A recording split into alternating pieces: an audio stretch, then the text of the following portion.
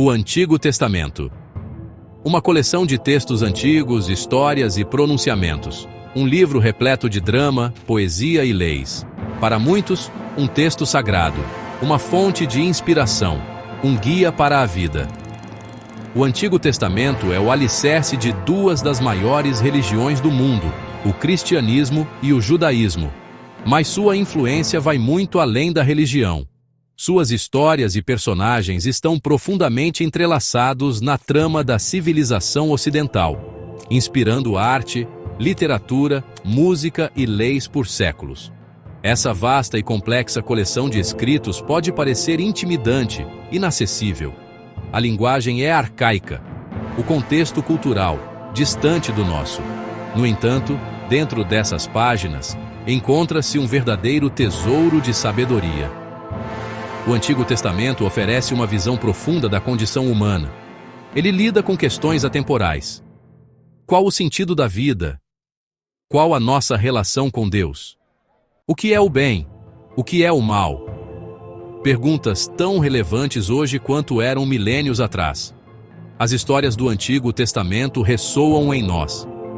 Vemos a nós mesmos nas lutas de seus personagens. Encontramos esperança em seus triunfos. Aprendemos com seus erros. Esse é o poder do Antigo Testamento. Ele nos fala através dos tempos. O Antigo Testamento é mais do que uma simples coleção de histórias. É uma tapeçaria tecida com os fios da história, da fé e da experiência humana. Ao explorar essa rica tapeçaria, ganhamos uma compreensão mais profunda de nós mesmos e do nosso lugar no mundo. Embarcaremos em uma jornada de descobertas. Uma jornada que nos leva de volta aos primórdios da humanidade. Uma jornada que ilumina o caminho até o nosso próprio tempo, que nem a da Avenida Paulista em pleno horário de pico.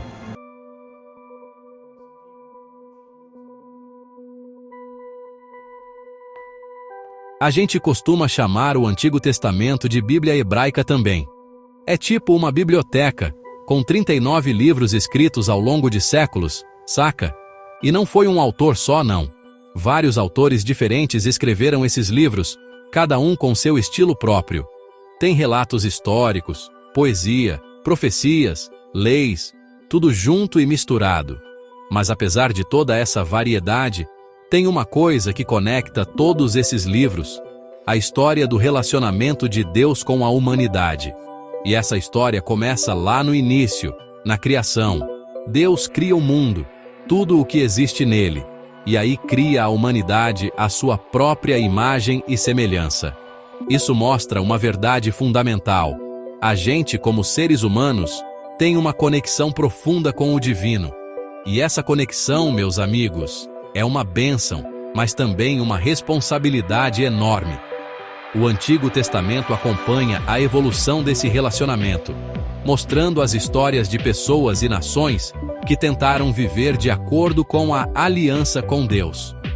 A gente encontra figuras como Abraão, o pai da fé, chamado por Deus para deixar sua terra e ir para um lugar desconhecido, tipo quando a gente decide se mudar de São Paulo para o interior, sabe?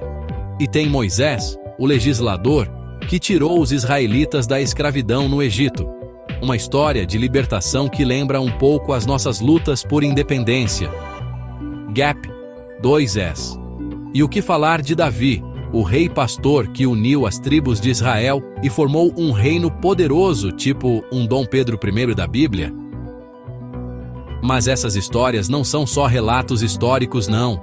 Elas nos ensinam sobre fé, obediência e as consequências das nossas escolhas, igualzinho aqueles causos que os nossos avós contavam pra gente. Elas revelam o caráter de Deus, um Deus de justiça e misericórdia, que cumpre suas promessas e é sempre fiel, mesmo quando a gente não é.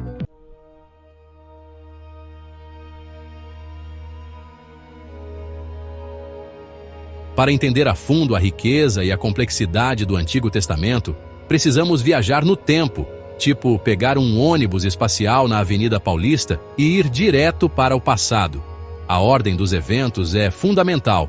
É como montar um quebra-cabeça, cada peça, cada história se encaixa na anterior, revelando a narrativa completa do plano de Deus para a humanidade.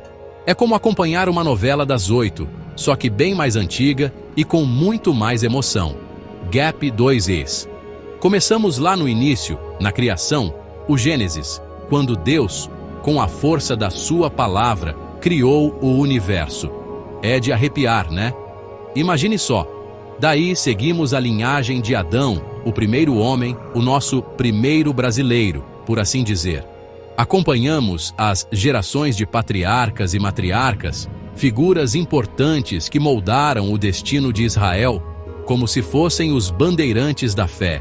Vemos civilizações nascerem e crescerem, a humanidade se espalhar pelo mundo, como quando o Corinthians ganhou o Mundial, e o surgimento do povo escolhido, que teria um papel crucial nos planos de Deus. Nessa jornada, vamos encontrar momentos de grande alegria, tipo ganhar na Mega Sena, e outros de tristeza profunda, como um domingo sem futebol. Veremos a fidelidade de Deus, firme como rocha, e a fragilidade humana, às vezes meio Maria vai com as outras. Vamos explorar as leis e os acordos que definiram o relacionamento entre Deus e seu povo, tipo um contrato, mas muito mais sério. E vamos encarar perguntas difíceis sobre sofrimento, justiça e redenção, que nos fazem refletir sobre a vida e o mundo ao nosso redor. Nossa jornada pelo Velho Testamento começa com o livro de Gênesis. É aqui que encontramos o relato inspirador da criação. Deus cria o universo com suas palavras. A luz atravessa a escuridão. A terra emerge das águas. Os céus declaram a glória de Deus. Ele cuidadosamente cria cada elemento do cosmos. E então, Deus forma a humanidade à sua própria imagem. Mas o paraíso não se mantém facilmente. A serpente seduz Adão e Eva com a promessa do conhecimento proibido. Eles sucumbem e o pecado entra no mundo. Apesar deste revés, Deus não abandona sua criação. Ele continua a interagir com a humanidade. Vemos isso no relato de Noé, escolhido por Deus para preservar a humanidade.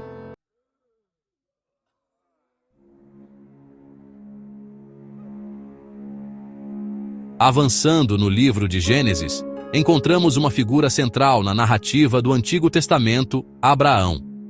Chamado por Deus para deixar sua terra natal e se aventurar no desconhecido, Abraão incorpora a própria essência da fé. Ele confia nas promessas de Deus, mesmo quando essas promessas parecem impossíveis.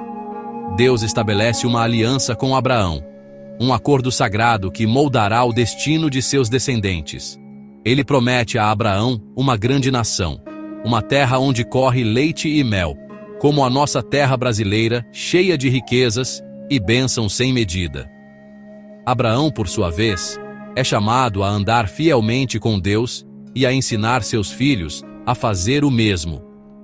Essa aliança é posta à prova repetidamente ao longo da vida de Abraão. Ele enfrenta fome, guerra e a dor de não ter filhos. No entanto, em meio a tudo isso, sua fé nunca vacila.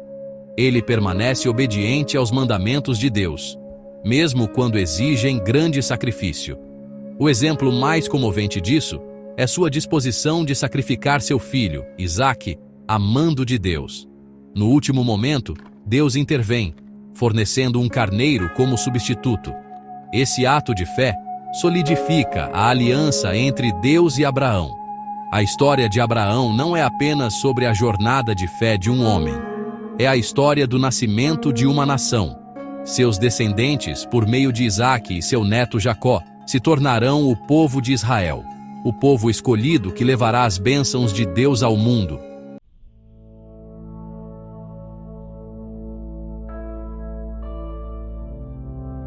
A aliança estabelecida com Abraão continua com seu filho, Isaque, e seu neto, Jacó. Isaque, um homem de fé silenciosa, enfrentou seus próprios desafios. Imagine a rivalidade com seu irmão gêmeo, Esaú, tipo um fla-flu bíblico, e anos de infertilidade com sua esposa, Rebeca. Mas, firme e forte, como um pé de manga em terra boa, sua fé nas promessas de Deus permaneceu. Jacó, filho de Isaque, era mais espertinho, digamos assim. Ambicioso, usava de artimanhas para alcançar seus objetivos, às vezes até lembrando o jeitinho brasileiro. Ele lutou com Deus, literalmente e figurativamente, buscando sua bênção e favor. Igual a gente quando pede para o santo das causas impossíveis, né?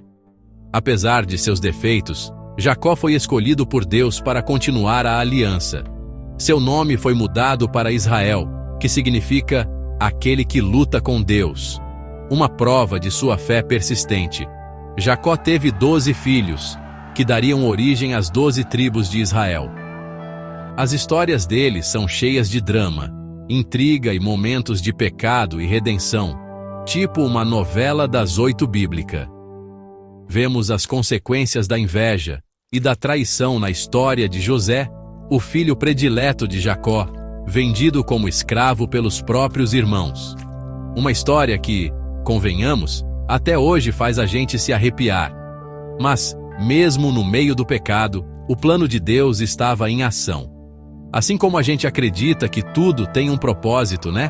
A história de José é um exemplo da força do perdão e da soberania de Deus. Vendido como escravo por seus irmãos, José se encontra no Egito. Mas mesmo nessa terra estrangeira, a presença de Deus está com ele. José ascende a uma posição de poder na corte do faraó. Ele salva o Egito de uma fome devastadora. Anos depois, seus irmãos chegam ao Egito em busca de comida. José revela sua identidade e perdoa seus irmãos. Ele garante que eles se estabeleçam no Egito. A história de José serve como uma ponte para o Êxodo.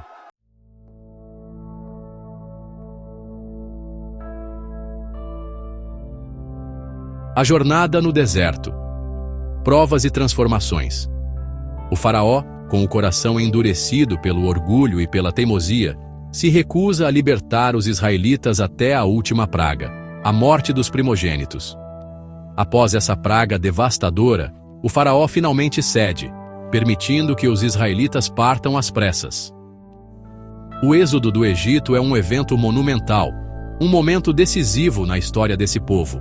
Eles deixam o Egito não como escravos, mas como um povo redimido, libertado pela mão poderosa de Deus. A jornada para a terra prometida não os leva diretamente a Canaã. Em vez disso, Deus os conduz ao deserto, uma região vasta e desolada, onde enfrentarão novos desafios e passarão por uma profunda transformação. O deserto se torna um cadinho, um local de provação e refinamento, onde Deus os moldará no povo que Ele os chamou para ser. A jornada no deserto é repleta de dificuldades. Os israelitas enfrentam fome, sede e ataques de tribos hostis.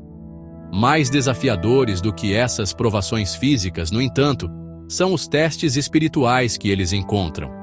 Eles reclamam contra Moisés e Arão, sentindo saudades dos confortos do Egito, igualzinho a gente reclamando do trânsito de São Paulo na sexta à tarde. Eles duvidam da presença e da provisão de Deus, esquecendo-se dos milagres que testemunharam. Chegam até mesmo a se voltar para a idolatria, adorando um bezerro de ouro feito com suas próprias joias, parecido com a gente valorizando mais o dinheiro do que as coisas importantes da vida.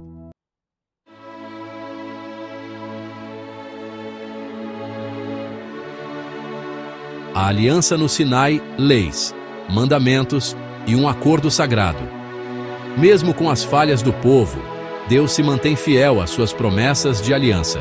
Ele provê para as necessidades físicas deles, enviando maná do céu para alimentá-los e água da rocha para matar a sede, igualzinho quando a gente pede aquele milagre na hora da prova. Mas, mais importante ainda, Ele nutre as necessidades espirituais deles, revelando-se de maneiras novas e poderosas. É no deserto, aos pés do Monte Sinai, que Deus estabelece uma aliança formal com seu povo, tipo um contrato, sabe? A entrega da lei no Monte Sinai é um evento crucial no Antigo Testamento. É aqui que Deus revela seu caráter santo e suas expectativas para o seu povo. Os 10 mandamentos, gravados na pedra pelo dedo de Deus, se tornam a base dessa relação de aliança. Não são regras arbitrárias impostas a um povo relutante. São expressões do amor de Deus e seu desejo pelo bem-estar deles, tipo um pai te ama, em forma de regras. Os 10 mandamentos abrangem uma ampla gama de comportamentos humanos, desde adoração e idolatria, que vamos combinar, naquela época era bem diferente de um ídolo tipo Neymar, até assassinato, roubo e adultério. Eles são projetados para criar uma sociedade justa e compassiva, que reflita o caráter de Deus e honre seu nome. A aliança no Sinai também inclui leis e instruções mais detalhadas, cobrindo tudo, desde rituais religiosos e festivais, parecido com as nossas festas de São João, até justiça social e o tratamento dos pobres e marginalizados. Uma lição que vale até hoje, né?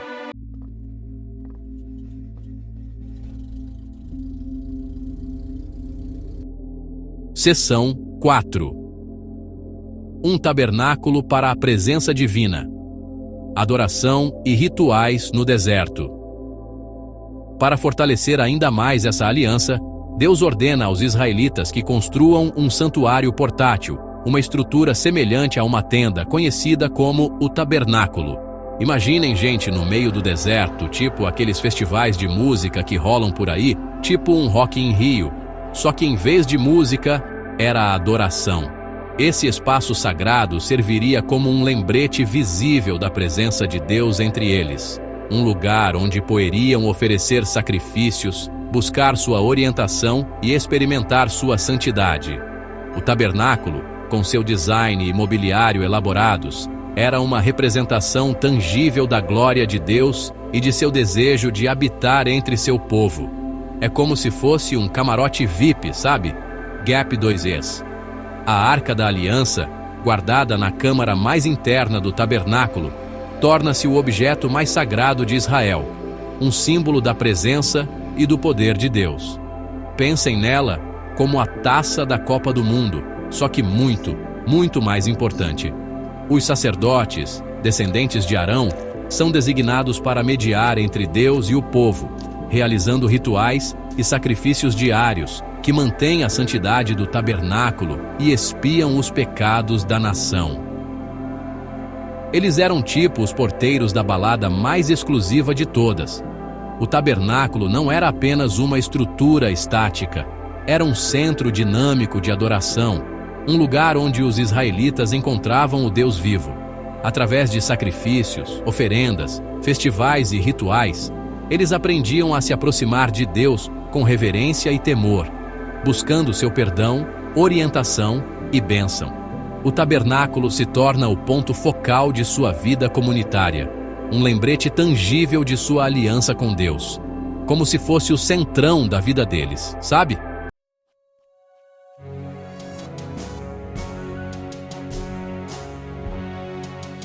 Quinta parte: rebelião e renovação. Os desafios da fé. Apesar de Deus ter providenciado milagres e uma lei sagrada, os israelitas lutaram contra a dúvida e a rebelião. Resmungavam contra Moisés, questionavam a liderança de Deus e sentiam saudades até do conforto do Egito. Dá para acreditar?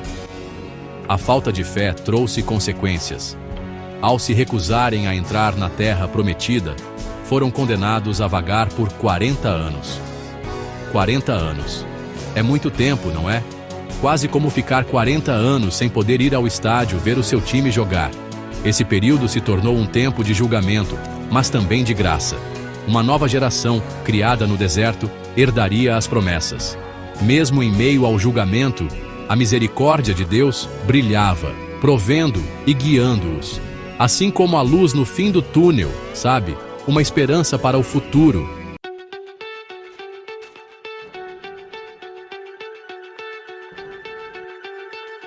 Sexta parte: à beira da promessa. Uma nova geração se prepara para entrar na terra. Enquanto os 40 anos de peregrinação chegam ao fim, imaginem só, uma nova geração, criada no deserto, tipo aqueles bandeirantes paulistas desbravando o sertão, está pronta para entrar na terra prometida. Lapidados pelo deserto, a fé deles foi testada e refinada, igual ouro de aluvião. Moisés, no entanto, não os liderará através do Jordão. Quem assume a bronca é Josué, tipo um técnico novo pegando um timaço. Deuteronômio. Os últimos discursos de Moisés funciona como uma ponte para a conquista de Canaã, tipo a ponte aérea Rio-São Paulo, só que bem mais importante. É um lembrete de que a terra prometida é um presente, pura graça de Deus, tipo ganhar na loteria sem nem ter jogado.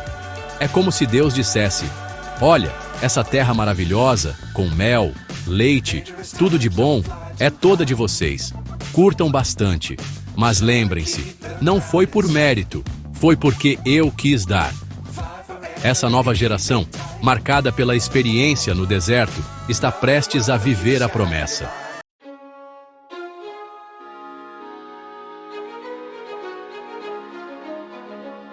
Os israelitas estavam na margem leste do Rio Jordão, com os olhos fixos na terra prometida. Por 40 anos, eles vagaram, com a fé testada e a determinação fortalecida. Sob a liderança de Josué, eles se prepararam para atravessar o Jordão. O rio, em plena cheia, parecia um obstáculo intransponível, tipo tentar atravessar a marginal Tietê na hora do rush. Mas, assim que os sacerdotes carregando a arca colocaram os pés nas águas, o rio parou de correr. As águas se acumularam, criando um caminho seco para os israelitas, igualzinho quando Moisés abriu o Mar Vermelho. Foi um momento de admiração, demonstrando o poder e a fidelidade de Deus. Um verdadeiro milagre, tipo ganhar na Mega Sena. Imagine só a cena, a ansiedade daquela gente toda, depois de 40 anos no deserto, finalmente chegando perto do objetivo. E o Jordão, um rio caudaloso, se abrindo como se fosse mágica. Deve ter sido de arrepiar.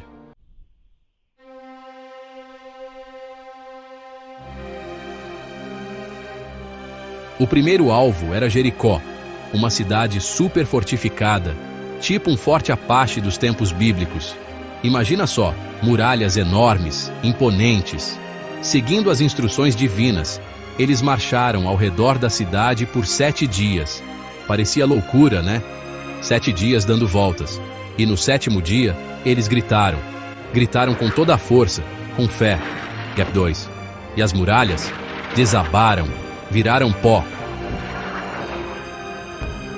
Que nem um castelo de areia na praia de Copacabana depois que a onda quebra. A queda de Jericó foi uma prova de fé e obediência. Igualzinho quando a gente confia num amigo, num familiar, ou até mesmo naquele mecânico que sempre resolve o problema do nosso carro. A gente confia e dá certo. Mostrou que, quando estamos alinhados com a vontade de Deus, tudo é possível. Do mesmo jeito que a gente consegue fazer um bolo delicioso seguindo a receita da vovó. As batalhas que eles enfrentavam eram do Senhor, não só deles. Era como torcer para o seu time do coração, o Corinthians, o Palmeiras, o São Paulo. A força da torcida faz toda a diferença.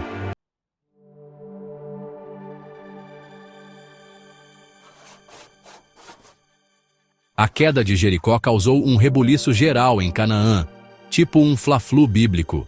Alguns habitantes resistiram, levando a uma série de batalhas e alianças, igualzinho à política brasileira. Mas Deus, firme e forte como um paredão, continuou do lado dos israelitas, intervindo de forma sobrenatural a favor deles. Imaginem só, ele mandou chuva de pedra, tipo granizo na Avenida Paulista em pleno verão. Gap 2S. Parou o sol, igual a quando o Corinthians faz um gol de placa no último minuto. E ainda expulsou os inimigos com vespas, tipo a gente espantando pernilongos na praia. A conquista de Canaã foi gradual, marcada pela intervenção divina e pela coragem dos israelitas, uma mistura de fé e garra, tipo quando o Brasil ganha a Copa do Mundo.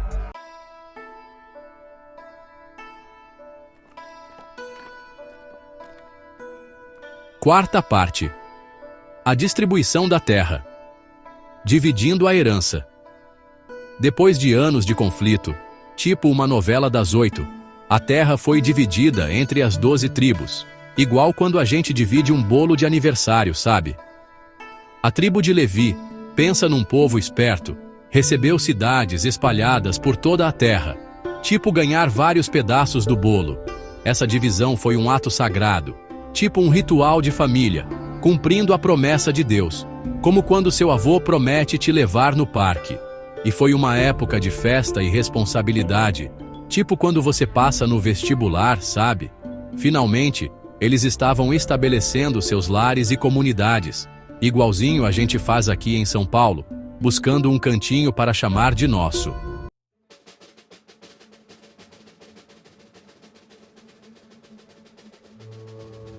Seção 5. A Era dos Juízes, ciclos de pecado, libertação e reforma. Os juízes eram líderes escolhidos por Deus para libertar o seu povo. Sabe, tipo um super-herói da época, só que em vez de superpoderes, eles tinham a força divina. O livro de Juízes mostra um padrão de pecado, julgamento, arrependimento e libertação, quase como um ciclo, tipo novela das 8. Em momentos de aflição, os israelitas clamavam por ajuda, e Deus, como um bom pai, levantava juízes como Gideão e Débora, figuras inspiradoras, verdadeiros exemplos de coragem. Esses líderes, com a ajuda de Deus, claro, conseguiam restaurar a paz e a justiça na terra, colocando ordem na bagunça. No entanto, como acontece em qualquer boa história, o ciclo de pecado e libertação se repetia com frequência. Parecia que o povo não aprendia a lição, né? A gente vê isso até hoje, não é?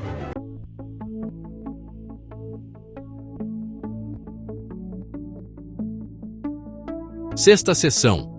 Um povo à beira da mudança. A ascensão de uma nova estrutura de liderança. A Era dos Juízes revelou a tensão entre a fidelidade de Deus e a falibilidade humana. É como aquele ditado, né? Santo de casa não faz milagre.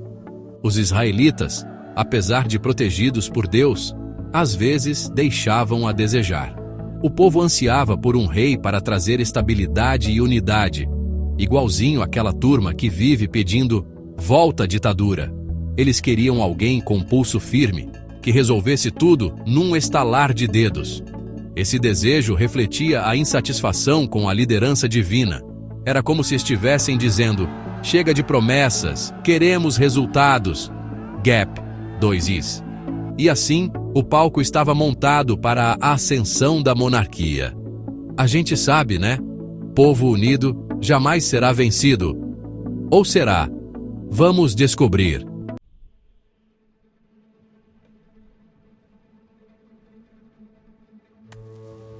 A ascensão da monarquia marcou uma mudança significativa na forma de governo.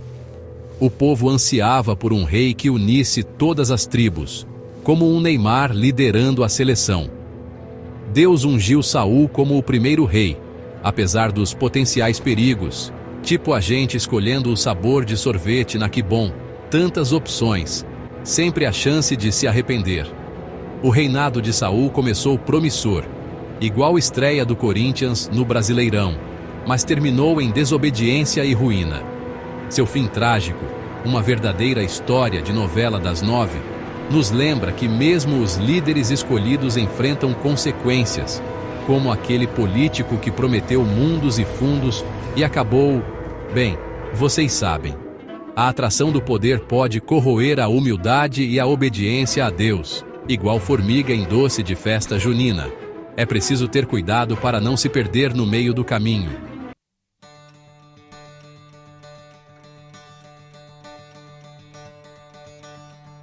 Davi, um pastorzinho lá de Belém, se tornou o rei mais famoso de Israel.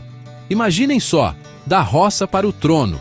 Ele demonstrou uma coragem extraordinária, matando o gigante Golias. Uma história que todo mundo conhece, tipo Davi e Golias, né? Escolhido por Deus, o caminho de Davi até o trono foi cheio de perigos, mais emocionante que novela das 9. Gap 2. Seu reinado marcou uma era de ouro, unindo as tribos de Israel, tipo um grande fla-flu, só que com final feliz. E claro, estabeleceu Jerusalém, a capital. Pensa na importância disso, tipo São Paulo para nós aqui.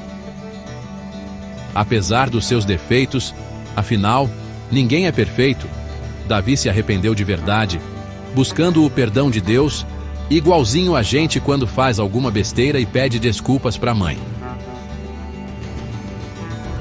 Sua fé e liderança deixaram um legado duradouro, inspirando a gente até hoje.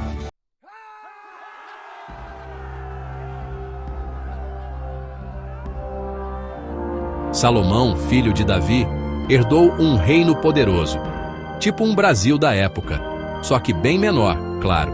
Conhecido por sua sabedoria, Salomão expandiu a influência de Israel, que nem quando o Corinthians ganha a Libertadores.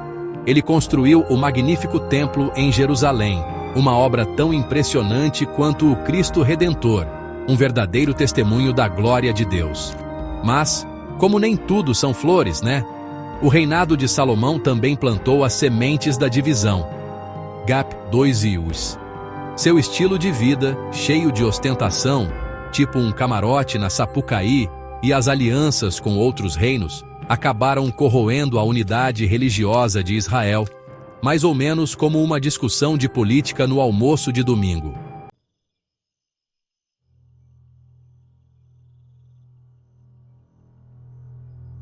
E depois da morte de Salomão, sabe, como acontece em muitas famílias, começaram as brigas, as disputas internas pelo poder.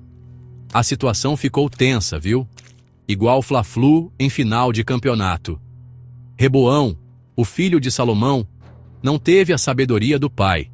Em vez de apaziguar os ânimos, ele respondeu com mão de ferro, com a grosseria de um feirante da 25 de março.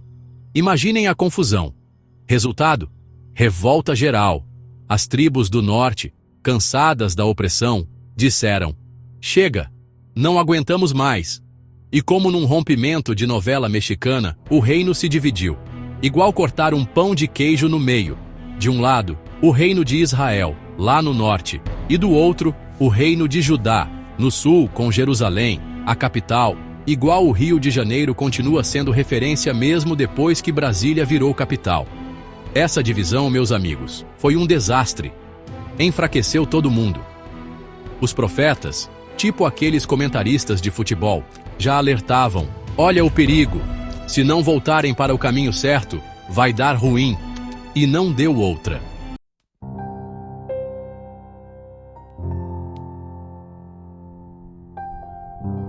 Apesar dos avisos dos profetas, Israel e Judá se desviaram dos caminhos de Deus.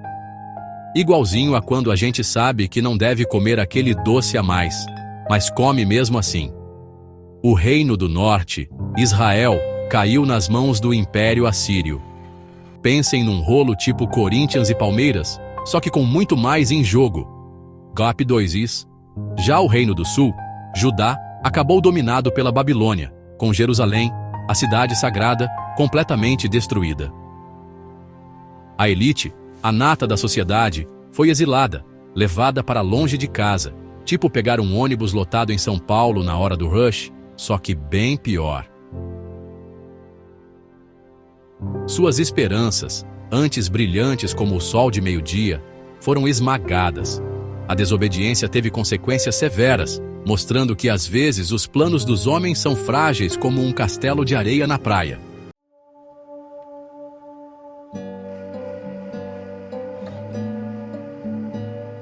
Ecos de sabedoria ancestral. A relevância permanente do Antigo Testamento.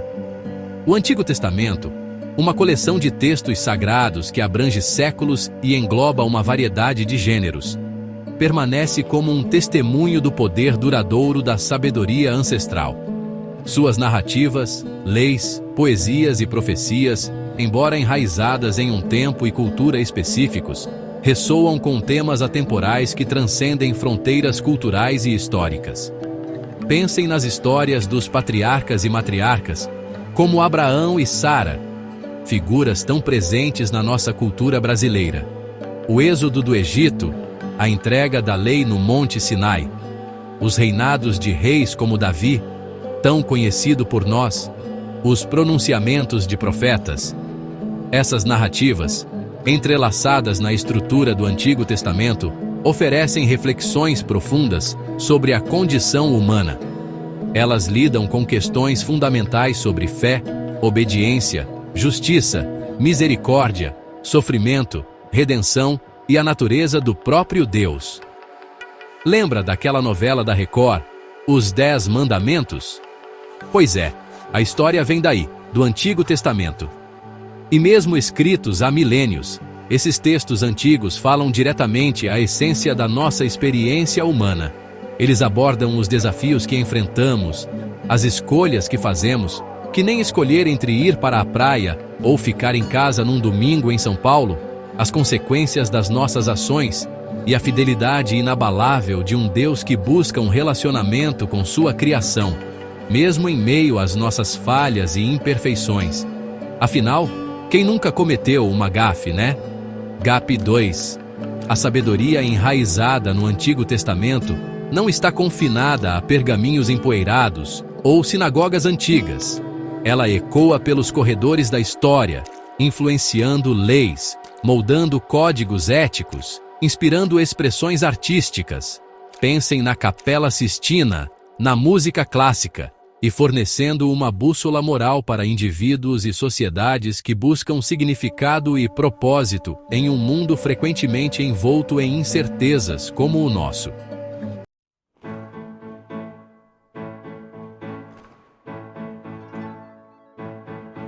Uma tapeçaria de temas, explorando os fios atemporais da experiência humana. O Velho Testamento é como uma tapeçaria ricamente tecida, revelando uma narrativa multifacetada que fala às profundezas da experiência humana. Cada fio representa um tema atemporal que ressoa em nossas vidas, ligando-nos às gerações passadas e refletindo as complexidades do coração humano. É como se estivéssemos ligados por um fio invisível àqueles que viveram há milhares de anos. Encontramos o poder duradouro da fé na confiança inabalável de Abraão.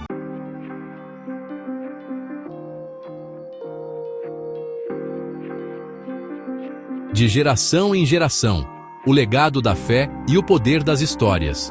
O Velho Testamento é um testamento vivo do poder da narrativa, preservando a fé e a memória coletiva. Pensem no cordel, passado por gerações, mantendo viva a cultura nordestina. Essas histórias fornecem uma estrutura para entender nosso lugar no mundo e nosso relacionamento com Deus. A saída do Egito tornou-se uma fonte de esperança e inspiração. A entrega da lei no Monte Sinai serviu como uma bússola moral. As alianças com Abraão, Isaque, Jacó e Moisés forneceram uma base para a compreensão da fidelidade de Deus. Essas histórias continuam a moldar a vida de muitos hoje, assim como as histórias do folclore brasileiro moldam a nossa identidade e visão de mundo.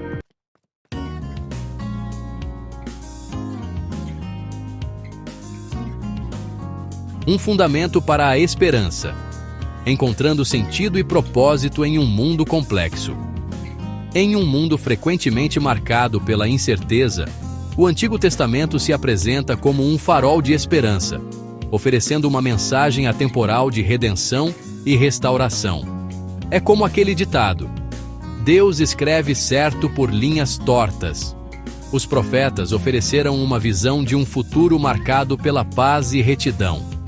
Eles falaram de um Messias vindouro, um descendente de Davi, que inauguraria uma nova era de justiça e renovação espiritual. O Antigo Testamento aponta para uma esperança que transcende o tempo e a cultura. É como aquele cafezinho coado na hora, um conforto em meio à correria do dia a dia. Assim como muitos paulistanos encontram conforto em um jogo do Corinthians ou do Palmeiras, o Antigo Testamento nos oferece esse alento espiritual. O Antigo Testamento oferece sabedoria, orientação e esperança, lembrando-nos de que fazemos parte de uma história muito maior.